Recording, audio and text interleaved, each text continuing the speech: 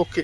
सेवा जोहार साथियों, जैसे कि वीडियो के स्क्रिप्ट में आपने ऊपर पढ़ लिया है कि नर्मदा नदी का ओरिजिनल ओरिजिन कहाँ से नर्मदा नदी को उत्पन्न हुआ। जिस जगह हम खड़े हुए हैं, आपने अलग अलग किताबों के अनुसार, अलग अलग इतिहासकारों के अनुसार आपने देखा कि किसका कहाँ पर है, लेकिन आदिवासियों की जो मान्यता है, आदिवासियों में जो गौंड कम्युनिटी है, गुणमाना को मानने वाले जो लोग हैं, जिनका ये राजा महाराजा, जिस जगह हम खड़े हैं ये अमरकोट है, और अमरकोट में जिस जगह हम जहाँ ये खड़े हैं कोयामुरी द्वीप है, और इस जगह जहाँ हम खड़े हैं यहाँ गुणमाना के महाराजा करण शाह मंडावी और उनकी जो पत्नी है मैनावती मंडावी, उनका जो गोंगो स्थल है और जो उनकी मान्यताएं हैं, जिनका ये गोंगो स्थल प्राचीन ये जगह है। अब इस जगह में हम ये बता सकते हैं कि क्या क्या है, लेकिन कई लोग जो इनके बारे में नहीं जानते, कुछ भी नहीं समझते, उनके द्वारा मन घड़क कई सारी चीज बताई गई। जिस जगह हमने ये देखे यहाँ ही कहीं नर्मदा नदी का उद्गम हुआ है। इस जगह से जो पानी है जमीन के अंदर से, ये बाजू में हमारे गोंगो स्थल है, यहाँ पर जाता है सावन के महीने में, एक दिन के लिए ये फुल होता है पूरी प्रतिमा, और यहाँ जब ये फुल होता है तो इसका पानी आगे कुंड में जाता है, कुंड से आगे जहाँ पर बाकी लोगों ने जो नर्मदा नदी का दिखावट के लिए बड़ा कांच वाँच लगा के फला ढकाना प्रतिमा नए नए मंदिर बना के जो बता रहे हैं, उसको बोलते हैं नर्मदा नदी की। यहाँ बनाया कुछ नहीं गया, बनाया है, यहाँ को साबित करने की जरूरत नहीं है, बाप दादाओं ने सैकड़ों साल पहले ही बना के गए हैं।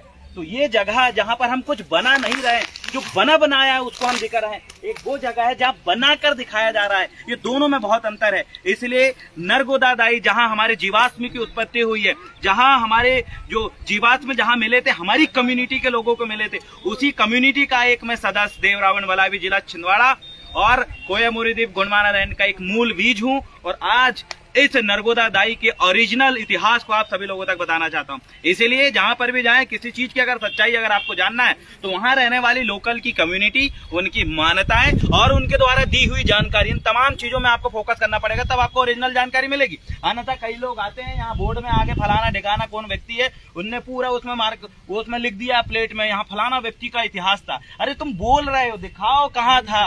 हमारा तो जमीन के ऊपर चिल्ला के बोलती रानी मैनावती मंडावी और राजा करण शाह मंडावी जी का जो स्थल है वो हमारा चीख के बोल रहा है कि हम यहाँ हैं या फिर हमारा इतिहास है। ऐसा बता नहीं रहा है, वो दिखा रहा है।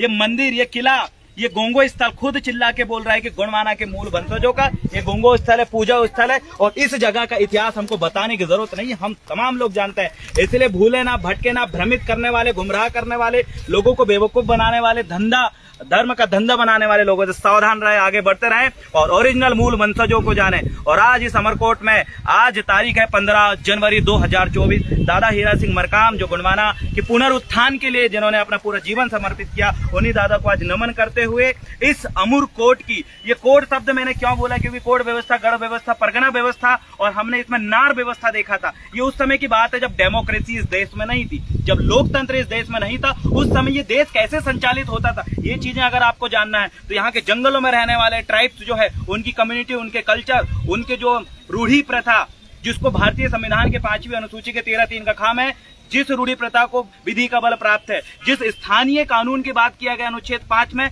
उस कानून की मैं बात करूं जिसमें संविधान ने भी संरक्षण दिया है, उन्हीं की बात कर रहा हूं। और जिस जगह हम खड़े हुए, इसी को बचाने के पीछे, इनको संरक्षित करने के पीछे उनका एक बहुत बड़ा योगदान है। इसलिए तमाम मूल वंशजों को, जिस देश में रहने वाले, जिनकी उत्पत्ति इस देश में हुई है, उन तमाम लोगों से मैं कहना चाहता हूं कि भटका हुआ ज्ञान मत लीजिए।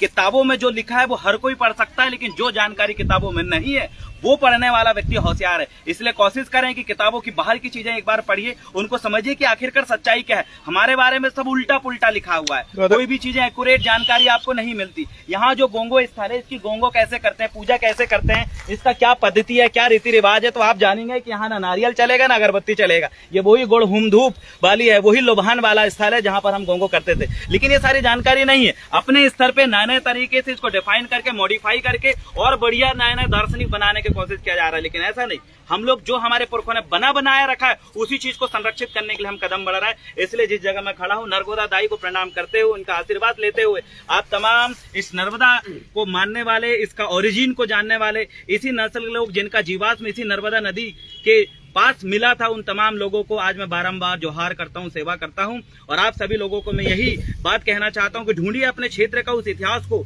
उसे भ्रमित करने से पहले, तोड़ने से पहले, उसको गुमराह करने से पहले आप उस तक पहुंचे और उसको संरक्षण करना आपका काम है। यही गुणवाना समग्र क्रांति पुनरुत्थान का काम है। और यहाँ पर रहने वाले ST SC OBC के लोग जिनका DNA हमसे मैच करता है, जिनका DNA और हमारा DNA एक है, उन लोगों को भी आज जागना पड़ेगा कि आपका ओरिजिन यहाँ का 1950 के पहले का रिकॉर्ड मांगकर ही स्थायी जाति प्रमाण पत्र बनाया जाता है। आज आप डॉक्यूमेंटेशन की अगर आप बात करें स्थायी जाति की, उसके लिए आपको 50 साल पुराना वो लगेगा। लेकिन आप सोच के देखिए, जिनके पास स्थायी जाति प्रमाण पत्र नहीं है, जिनके पास मूल निवासी प्रमाण पत्र नहीं है, वो अपने आप को साबित नहीं कर पाते। क्यों? हमारे पास यहाँ जमीन है, जमीन के साथ साथ यहाँ का हमारे पास रिकॉर्ड है, तो हम मूल बीज हैं। और आज ST SC OBC जो मूल बीज है, जिनका DNA एक है, आज बिखरे हुए हैं। आइए अमरकोट में इस नर्मदा नदी दाई की सौगंध खाते हुए तमाम ST SC OBC के मूल बीज एकत्रित होइए। हम इस देश के मूल निवासी हैं और मूल निवासियों को अपनी मूल संस्कृति को, मूल व्यवस्था को बचाने का काम है। आज के समय में आपकी व्यवस्था, आपकी संस्कृति पूरी खत्म हो रही है। आइए एकत्रित होइए। जय सेवा, जय जोहार, जय गोंडवाना। फड़ा पेंटा, सजोर पेंटा,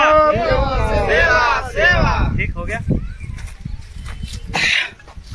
ये दिखा दीजिए, आज इस जगह हम खड़े हैं साथियों, ये प्राचीन किला, महल और ये जो बनावट आप देखेंगे यहाँ पर जो पीछे बनी हुई है, जब आप महाराष्ट्र के चंद्रपुर में जाएंगे, जहाँ पर मैनावती मंडावी महारानी थी, उनका जो मायका था, उसी जगह की जो पेंटिंग्स है, जो कलाकृति है, आपको पूरी समानांतर दिखेगी, एक सी दिखेगी। ये बहुत सारी चीजें हैं जो हमारे सामने